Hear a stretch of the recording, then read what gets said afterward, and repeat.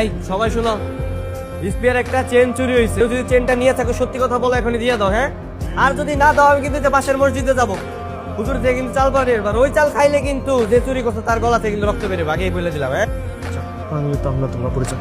আরে বেটা, আমি তো মজা করতেছি, চাপর আনবো এমনি বুঝলো, ভয়টাই দিচ্ছি। চেন হারানো নিয়ে এইভাবে কান্নাকাটি করার কি আছে? আমার তো কোটি টাকা হারিয়ে গেল, আমি এভাবে কান্না করবো না। তুমি কান্নাকাটি করতেছো কেন? স্যার, ওর স্বর্ণের চেনটা খুঁজে পাওয়া যাচ্ছে না। খুঁজে দেখছো? ভালোভাবে খুঁজে দেখছো? স্যার, ব্যাগে পাচ্ছি না।